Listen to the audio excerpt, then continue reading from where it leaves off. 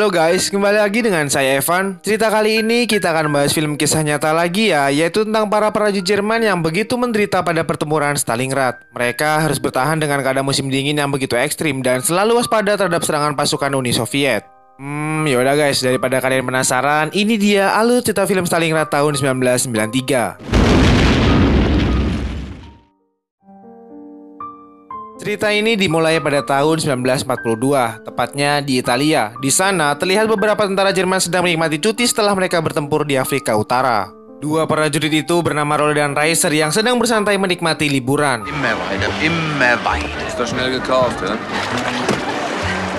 Tidak lama kemudian, semua prajurit diperintahkan untuk segera berkumpul.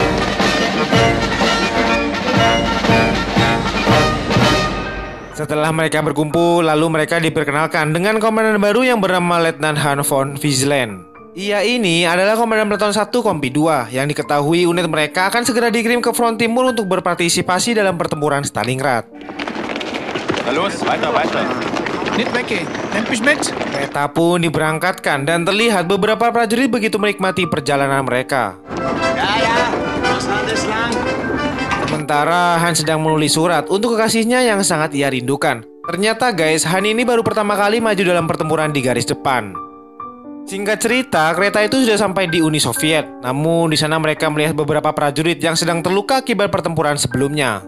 Hal itu sebagai pertanda betapa mengerikannya pertempuran yang akan mereka hadapi di sana. Di sana Hans melihat seorang perwira yang sedang memukuli tawanan perang. Karena merasa kasihan, Hans sendiri mencoba menghentikan perwira itu. Namun ia justru mendapat pukulan yang sampai membuatnya tersungkur. Hans yang tak terima dengan perlakuan itu langsung mengajukan protes kepada Kapten Heller. Namun Kapten Heller mengabaikan hal itu dan justru menertawakannya. Sebelum bertempur, para prajurit Jerman terlihat sedang berdoa bersama. Lalu dilanjutkan dengan menyanyikan lagu kebangsaan untuk membangkitkan semangat para tentara.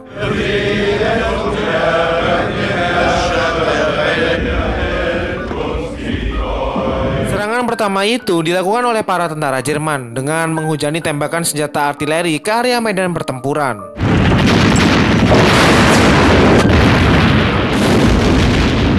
Ini Peleton Hans harus bergabung dengan kompi yang dipimpin oleh Kapten Hermann. Lalu ia memerintahkan beberapa tentara untuk melakukan penyerangan secara diam-diam. Agar mereka tidak diketahui oleh musuh, pasukan Jerman pun mulai bergerak secara perlahan dan sangat hati-hati. Namun tiba-tiba salah satu prajurit yang bernama Fragment tak sengaja menekan peletuk senapannya. Suara tembakan itu membuat musuh mengetahui posisi mereka, hingga akhirnya membuat pertempuran itu kembali terjadi.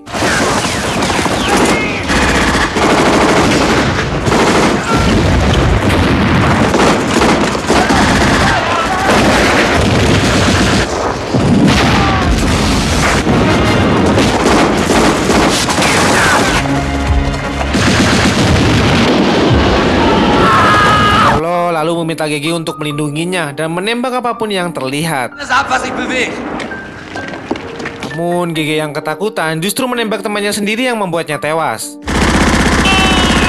Saat itu juga para tentara Uni Soviet menemukan Gigi yang terlihat menyesali perbuatannya. Gigi yang merasa bersalah meminta musuh untuk segera mengakhiri hidupnya. Namun tiba-tiba para prajurit Jerman datang dan langsung menghabisi mereka. Pertempuran pun berlanjut. Para tentara Jerman berusaha untuk menyerang pertahanan Uni Soviet. Akibat pertempuran itu, banyak korban yang berjatuhan di antara pasukan Uni Soviet dan pasukan Jerman. Pasukan Jerman yang sebelumnya berjumlah 400 orang, kini hanya tersisa 62 orang. Karena kekurangan pasukan, mereka terkepung di sebuah gedung. Lalu mereka pun mendengar propaganda Hitler yang sangat berambisi menguasai kota Stalingrad. Mendengar hal itu, mereka terlihat sangat kecewa, mengingat banyaknya korban yang berjatuhan dalam pertempuran tersebut.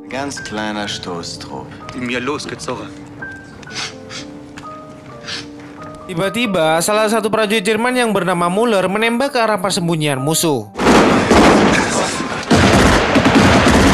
Rupanya, para tentara Uni Soviet berusaha menolong teman-temannya yang terluka. Lalu Letnan Hans meminta kepada musuh untuk melakukan gencatan senjata. Namun hal itu justru menimbulkan perdebatan dengan Müller yang mengatakan jika negosiasi dengan pasukan musuh sangat dilarang saat berperang. Reiser pun lalu menyela dan langsung mencekik Müller untuk menghentikan perdebatan.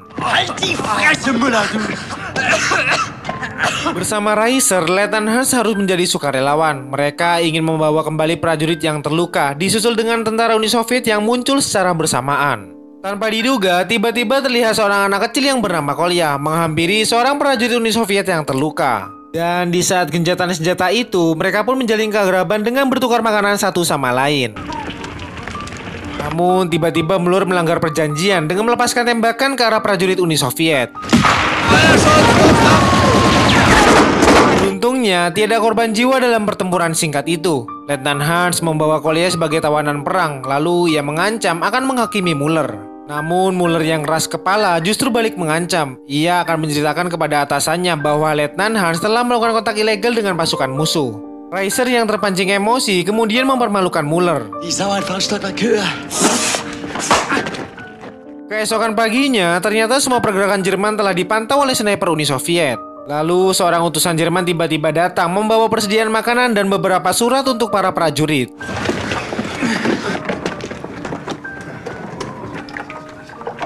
Walaupun seorang tawanan, Kolya tetap diperlakukan dengan baik. Letnan Hans selalu berinisiatif dengan memberikannya sepotong roti. Kolya yang ternyata bisa berbahasa Jerman mengatakan kalau pekerjaannya sebagai tukang semir sepatu dan mengaku bisa memperbaiki sepatu racer yang sudah rusak.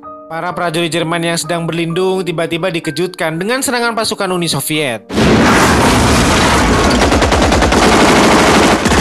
Karena adanya kesempatan, Kolya pun berusaha kabur untuk menyelamatkan diri. Selama serangan berlangsung, Letnan Hans dan anak buahnya turun ke saluran pembuangan air untuk mencari tentara Uni Soviet.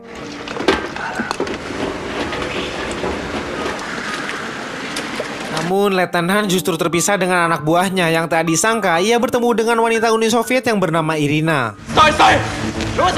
Irina yang ketakutan lalu mencoba menawarkan bantuan dengan menunjukkan jalan yang lebih aman.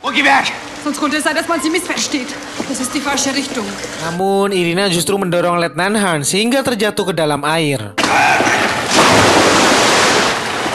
Beruntungnya, Raiser datang di waktu yang tepat dan segera menyelamatkan Letnan Hans. Mereka pun lalu melanjutkan perjalanan dan ketika menyusuri lorong, mereka menemukan Amigos yang terluka parah akibat terkena ledakan hingga membuat kakinya terputus.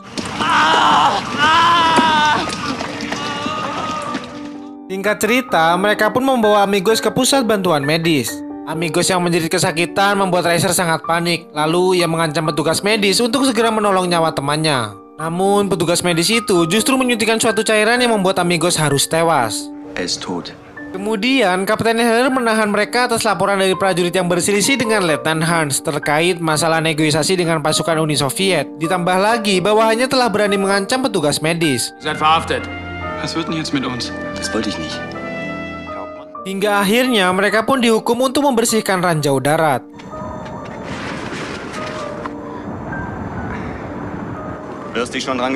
Musim dingin yang brutal membuat para tentara kedinginan dan kelaparan.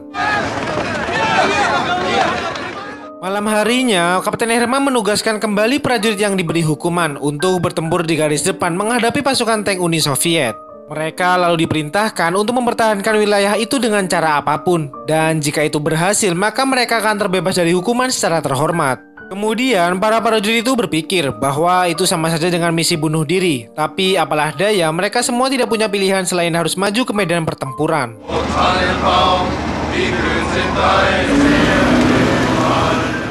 Keesokan harinya, semua prajurit sudah bersiap di posisinya masing-masing untuk menghadapi pasukan tank dari Uni Soviet. Setelah cukup lama menunggu, akhirnya pasukan tank 34 Uni Soviet mulai terlihat dan mendekat. Lalu pasukan Jerman mengawali pertempuran dengan tembakan anti-tank. Fire!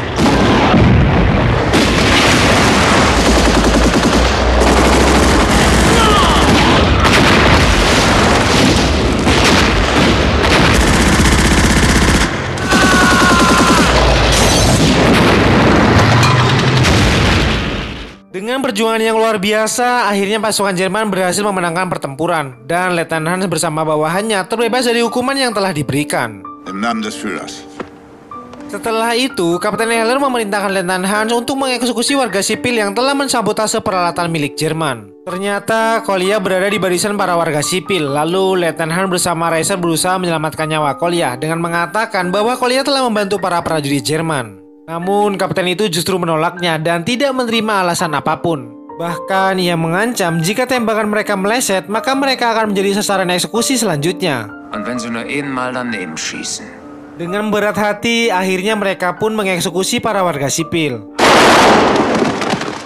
Hingga akhirnya, para prajurit yang kecewa memilih untuk kembali ke tempat penampungan. Namun, ketika sampai di tenda, mereka melihat Kapten Herman yang menderita kerusakan kaki akibat udara yang lembab karena cuaca yang sangat ekstrim.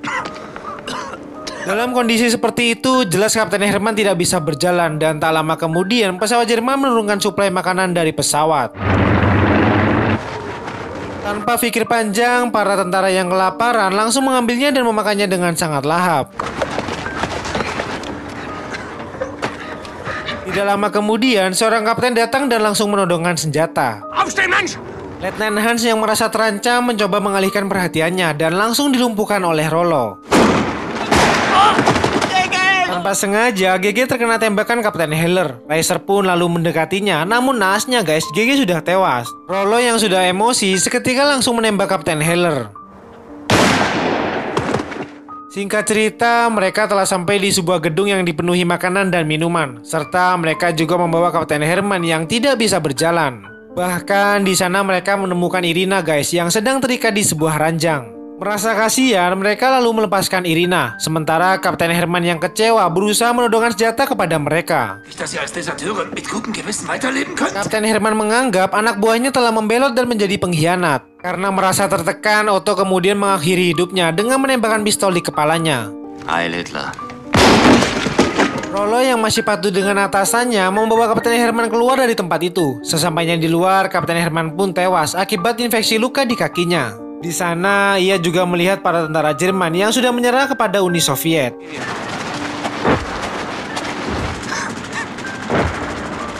Di sisi lain, Irina bersedia membantu Hans dan Reiser untuk melarikan diri dari sana sekaligus menghindari dari pasukan Uni Soviet. Keine 100 Meter weit.